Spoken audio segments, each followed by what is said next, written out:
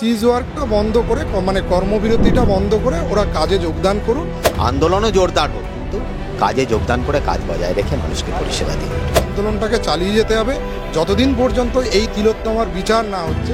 আমরা জুনিয়র ডাক্তারদের পাশে আছি, থাকবো এবং অ্যাক্টিভলি আমরা তাদেরকে সব দিক থেকে সাহায্য করব, সমর্থন করব, কিন্তু কাজে ফিরুক, মানুষ পরিষেবা পাক। আরজিকর মেডিকেল কলেজের যে অডিটোরিয়াম হলে জুনিয়র ডাক্তার এবং সিনিয়র ডাক্তারদের জন্য দুটোর পরে যে বৈঠক ছিল, সেই বৈঠকে উঠে এলো নানান তথ্য, যেমনটা তারা দীর্ঘ সময় ধরে আন্দোলন, কর্মবিরতি, পাশাপাশি প্রতিবাদ চালিয়ে যাচ্ছিলেন জুনিয়র ডাক্তাররা। সেই জায়গায় দাঁড়িয়ে কি পরামর্শ দিলেন সিনিয়র ডাক্তাররা, সরাসরি তাদের মুখ থেকে শুনে নেব। ডাক্তারবাবু, আজকে তো আপনাদের আন্দোলন যে মিটিং চলছিল, বৈঠক চলছিল, সেই বৈঠকে উঠে এসেছে বিভিন্ন রকম কথাবার্তা উঠে এসেছে। সেই জায়গায় দাঁড়িয়ে কি বার্তা, কি পরামর্শ দিলে জুনিয়র ডাক্তার? দেখুন, ওরা যেটা WBJDF আজকে একটা কনভেনশন ডেকেছিল আরজিকরের বিভিন্ন ডিপার্টমেন্টের যারা ফ্যাকাল্টি আছে সেই ফ্যাকাল্টিদের। আমি জুনিয়র হলেও আমি as a in service doctor, আমিও পার্ট অফ সিনিয়র চিকিৎসকদের ভেতরেই পড়ছি। তো স্যার আছেন গাইনি থেকে, মানসদা আছে ট্রমা কেয়ার ইউনিট থেকে, আমি হচ্ছে এমার্জেন্সি থেকে।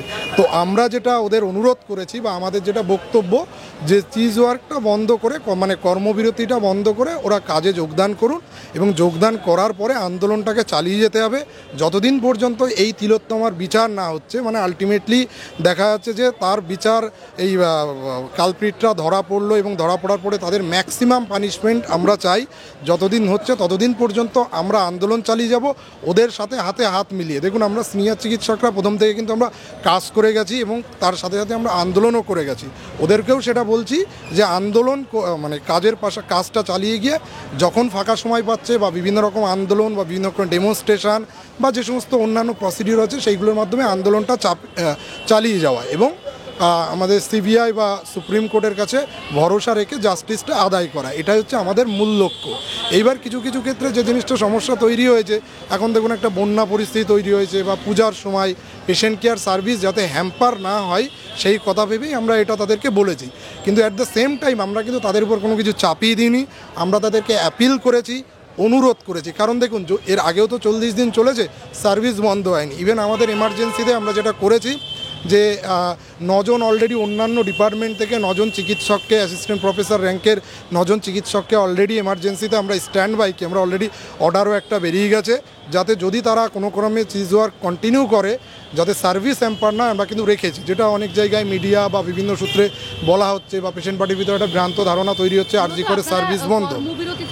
কর্মে ফেরার কথাই আমরা অনুরোধ করেছি, অ্যাপিল করেছি। দেখুন, আমরা হ্যাঁ, আমি বৈঠকে ছিলাম, বলেওছি ওদের, মানে আমার বলার সৌভাগ্য হয়েছিল ওদের সামনে কিছু বলার। তা ওরা আন্দোলন করছে, ওরা সিজ ওয়ার্ক করেছে, আমরা আমাদের সর্বোচ্চ ক্ষমতা দিয়ে আমাদের পরিষেবাটা বজায় রাখার চেষ্টা করেছি। কিন্তু আমার মনে হয় এখনও পরিষেবাটা অনেকটাই নর্মাল হওয়ার জায়গা আছে, এটা ওদের সহযোগিতা ছাড়া সম্ভব নয়। আমরা বলেছি দীর্ঘ আন্দোলন চালাতে গেলে সিজ ওয়ার্ক দিয়ে হবে না, কাজ করেই কিন্তু আন্দোলনটা চালিয়ে যেতে হবে, সাধারণ মানুষকে পাশে নিয়েই আন্দোলন করতে হবে। কারণ এই আন্দোলনটা পুরোটাই হচ্ছে সাধারণ মানুষের আন্দোলন। সাধারণ মানুষ থেকে বিচ্যুত হয়ে গিয়ে সরে গিয়ে অথবা মানুষের ক্ষোভ নিয়ে কিন্তু আন্দোলন দীর্ঘস্থায়ী হবে না। আমাদের তিলোত্তমার পূর্ণ বিচার হোক, আরজিকরে আর যা যা খারাপ খারাপ ঘটনা ঘটেছে, হসপিটাল ভাঙচুর থেকে আর্থিক দুর্নীতি, সব তদন্ত হোক, বিচার হোক, সবাই কঠিন থেকে কঠিনতর শাস্তি পাক, কিন্তু আন্দোলনও জোরদার হোক, কিন্তু কাজে যোগদান করে কাজ বজায় রেখে মানুষকে পরিষেবা দিন। আজকের বৈঠকে আপনিও ছিলেন। হ্যাঁ, আমাদের বক্তব্য সবার সিনিয়র ডাক্তারদের মোটামুটি আমরা একটা জায়গায় আমরাও তো আলোচনা করেছি, একটা জায়গায় ওদেরকে আমরা অনুরোধ করেছি আন্দোলন বজায় রেখে কাজে যোগদান করা দরকার। কারণ আমাদের পরিষেবা সম্পূর্ণ মানে পুরোপুরি তো আমরা সিনিয়র ডাক্তার সবটা তো দিতে পারিনি, চেষ্টা করেছি সব কিছু করা, কিন্তু এতজন জুনিয়র ডাক্তার তারা যে প্রতি মুহূর্তে রোগীর সঙ্গে থাকে বা তারা করে সেটা তো আমরা এতটা পারিনি। সুতরাং সেইটা পরিপূর্ণভাবে আরজিকরকে আগের জায়গায় ফিরিয়ে নিয়ে এসে আন্দোলন বজায় রেখে তারা যেন আবার জয়েন করে। এবং আমরা সকলেই চাইছি, আমরা পরিস্থিতির দিকে নজর রাখব যে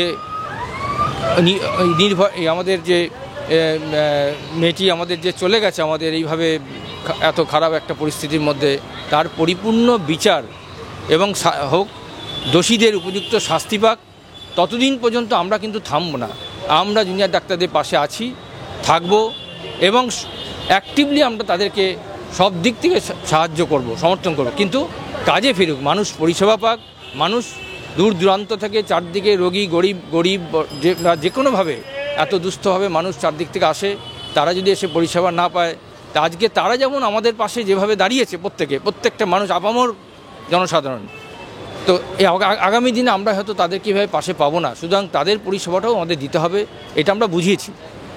আশা করি ওরা তো আমাদের ছেলে মেয়ের মতোই, আশা করি ওরা আমাদের কথাটা আলোচনা করবে এবং কাজে ফিরবে, এই আশা নিয়েই আমাদের আজকে সব কিছু বক্তব্য। একটা ব্যাপার ক্লিয়ার করে দিই, সেটা হলো আমরা কিন্তু অ্যাপিল করেছি বা অনুরোধ করেছি, কারণ ওরা এই আন্দোলনের মুখ যা করেছে, ওরাই এগিয়ে নিয়ে গেছে এবং যত নাগরিক সমাজের জাগরণ ওরাই কিন্তু ঘটিয়েছে। হ্যাঁ, আমরা পাশে ছিলাম, ওদের সাথে লড়াইয়ে ছিলাম, এখন আছি, ভবিষ্যতেও থাকবো, যতদিন না এই বিচার কমপ্লিট হবে বা পশ্চিমবঙ্গ থেকে যে হেলথ সিন্ডিকেট বা থ্রেড কালচার যাচ্ছে, ততদিন আমাদের এই আন্দোলন কিন্তু জারি থাকবে।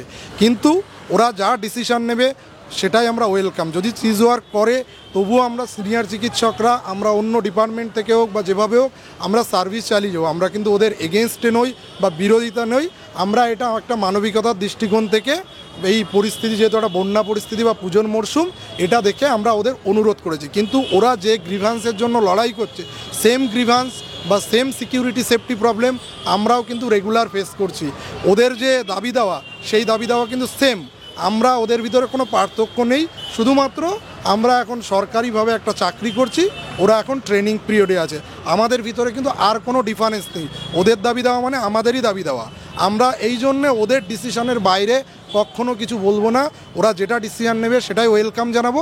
আজকে যেটা আমরা করেছি, কিছু ওপিনিয়ন আর অনুরোধ করেছি এবং ম্যাক্সিমাম ফ্যাকাল্টি তাই করেছে, যাতে এই ভুল বার্তাটা না যায় যে আমরা কোনো বিরোধিতা করছি বা কিছু করছি, এরকম কিন্তু কোনো ব্যাপার নয়।